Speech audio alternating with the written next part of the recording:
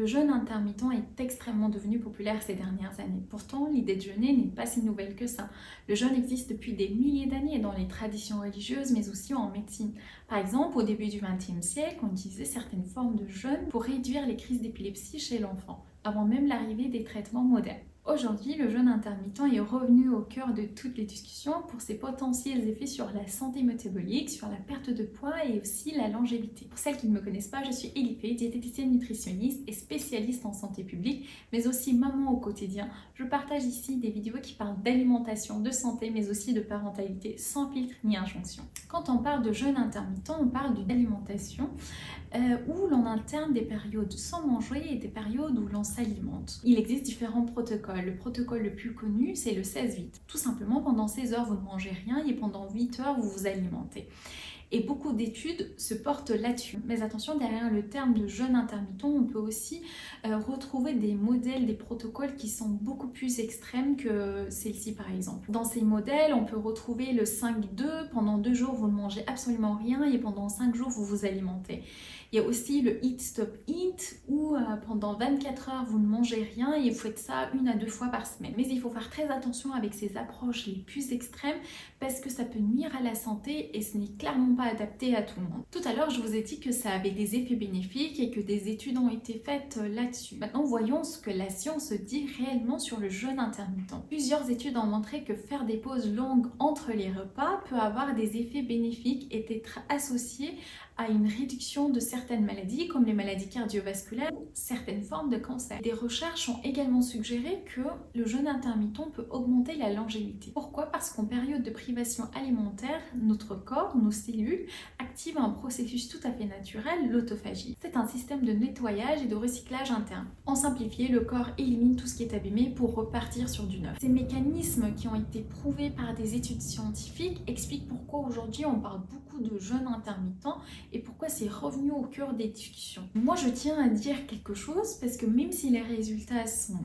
très bénéfiques, il faut quand même rester prudent parce que les études qui ont été effectuées sont de courte durée et les résultats varient fortement d'une personne à une autre. Par exemple, pour le protocole 16-8, le plus étudié, les résultats montrent que ça marche vraiment bien lorsqu'il est maintenu dans la durée. Ce n'est donc surtout pas un régime express comme on peut le croire. Les études ont été effectuées et la littérature scientifique signale des risques comme la fatigue intense, des troubles de comportement alimentaire ou bien des règlements de l'appétit et certaines carences nutritionnelles. Ces dérives peuvent même mener dans certains cas à des comportements sectaires ou des prises en charge non professionnelles. Vous voyez, avec l'influence des réseaux sociaux, on peut nuire à sa santé très facilement. Maintenant, je vous invite à poser une question.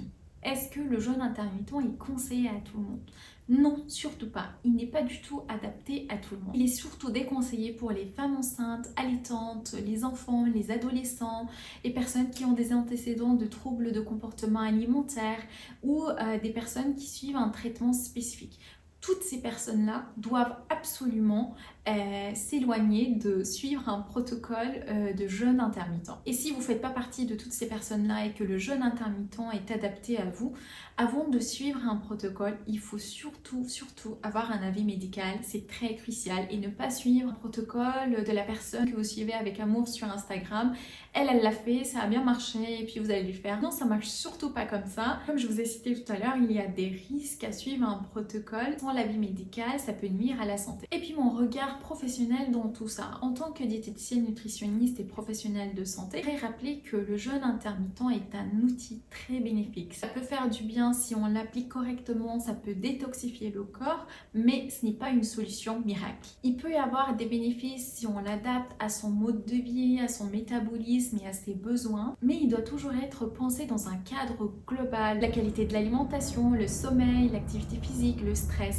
Vous voyez, si vous faites un jeûne intermittent choc parce que vous attendez un résultat très rapide et que derrière vous n'avez pas une bonne qualité d'alimentation, si vous ne dormez pas bien, si vous êtes stressé, si vous ne faites pas assez d'activité physique, vous avez un mode de vie plutôt sédentaire, ce n'est pas votre jeûne intermittent qui va vous aider. Peut-être sur le coup vous allez avoir des résultats qui vont vous satisfaire, mais sur le long terme, n'oubliez pas que vous nuisez à la santé de votre corps. Parce que ce sont tous ces éléments-là qui font vraiment la différence et la santé doit être prise en charge dans sa globalité comme l'OMS l'indique. En conclusion, alors, miracle ou danger? Ni l'un ni l'autre.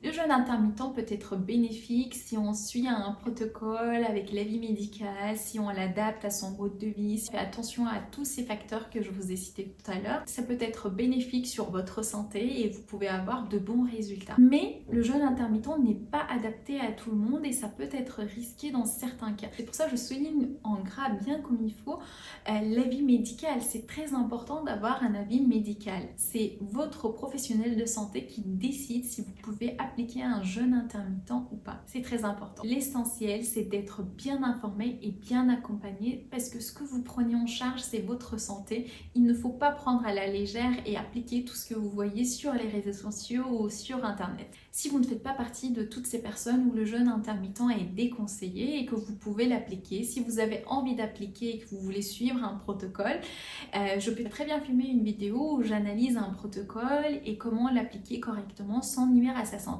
Si vous voulez que je filme, n'hésitez pas à indiquer sur les commentaires. Surtout, n'oubliez pas, avant d'appliquer une méthode qui peut avoir un impact sur votre santé, essayez de vous informer correctement et d'être accompagné. Votre santé est précieuse parce que vous êtes précieux. Merci d'avoir regardé cette vidéo. Partagez vos expériences dans les commentaires. N'hésitez pas à suivre la chaîne et mettre j'aime à la vidéo pour que je continue à faire des vidéos sur d'autres sujets autour de la santé et bien-être. Et n'oubliez pas d'indiquer les sujets qui vous intéresseraient pour les futures vidéos. À bientôt, restez en bonne santé.